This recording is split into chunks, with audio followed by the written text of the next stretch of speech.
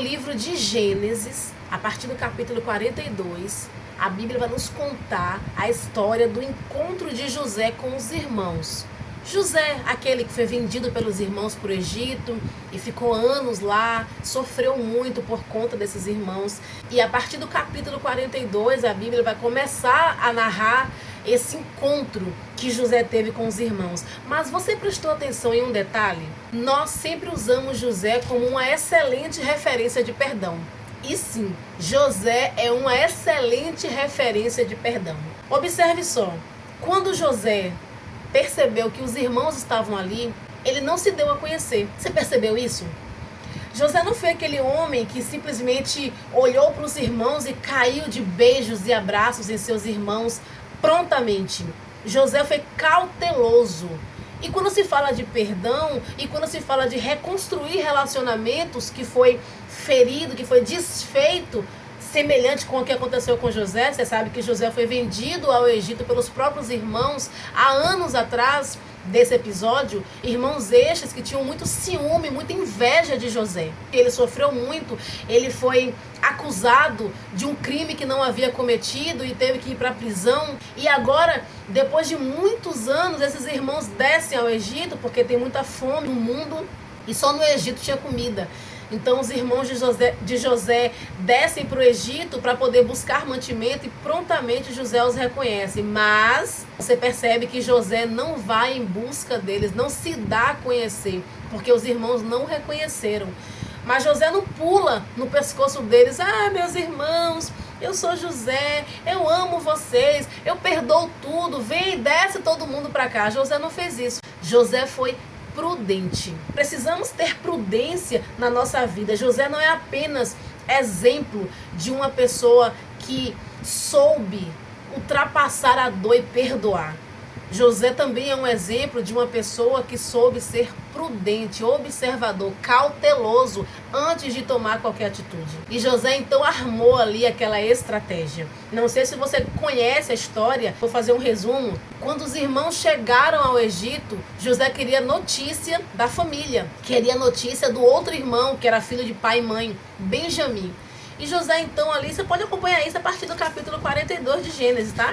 E José ali então em busca de saber se o irmão estava bem, qual o fim do irmão, se também o irmão não foi traído, vendido ou talvez até morto por aqueles irmãos perversos. José então começa ali a criar uma estratégia e ele diz: vocês vieram aqui para espiar a terra. E aquela discussão: não, meu senhor, não viemos comprar, somos homens honestos, não homens honestos, não, vocês vieram espiar a terra. E nessa discussão José diz: vou deixar um preso aqui, vocês podem subir, leva comida para alimentar sua família. Tá todo mundo bem lá?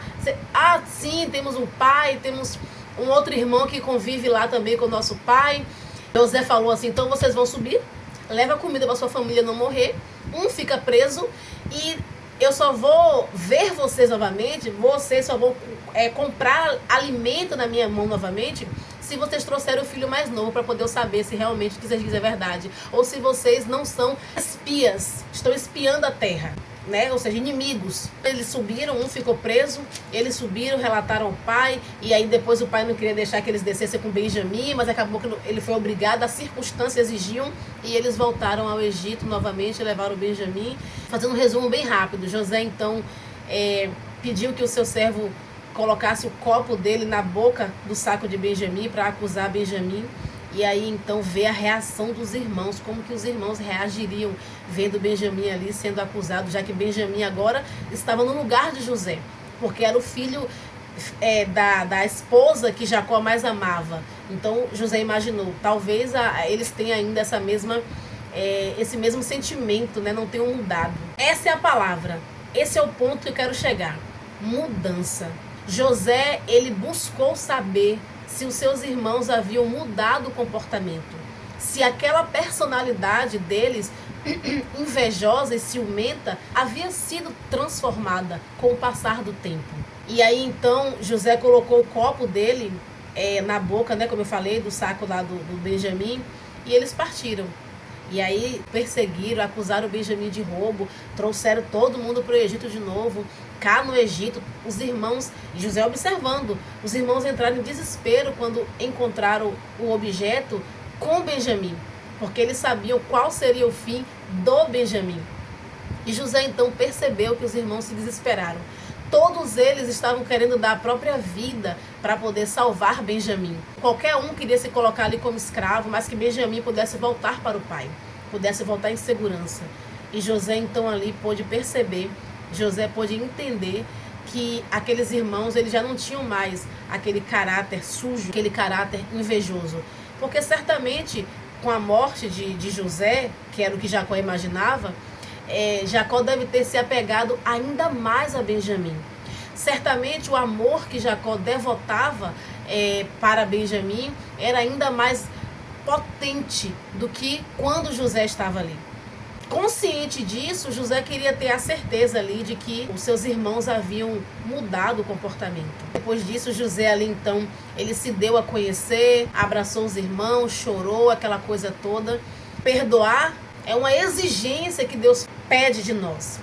Mas o perdão, ele não pode, a depender da circunstância, ele não pode ser um perdão de maneira irracional. Coisas graves, né, como aconteceu com José. Não tô falando de coisinha pequena, besteirinha. Tô falando que tem coisa na vida que você tem que ter muita prudência antes de permitir que aquele que te fez mal volte ao seu convívio, ao seu círculo de intimidade.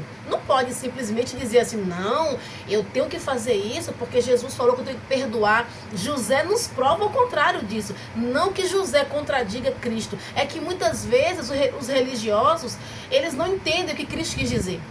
É para perdoar, sim. O perdão, ele beneficia o perdoador, aquele que está perdoando, prioritariamente. Mas tem situações na vida que você precisa ser muito prudente antes de permitir, não é liberar o perdão, é antes de permitir que junto com o perdão, esse indivíduo volte para o meu convívio de intimidade, de confiança. Essa foi a prudência de José. José se inteirou das intenções dos irmãos.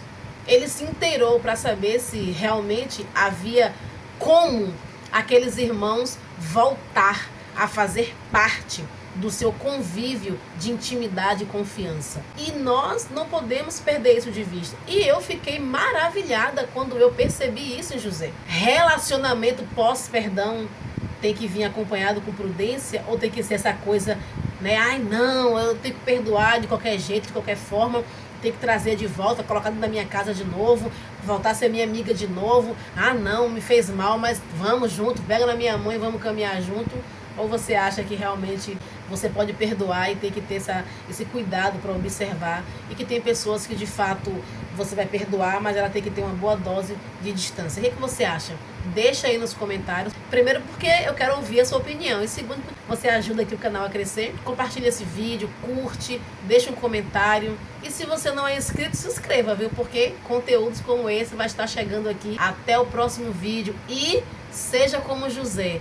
Tenha estratégia quando for trazer alguém para o seu ciclo de confiança pós-traição. Deus te abençoe. Até o próximo vídeo. Tchau.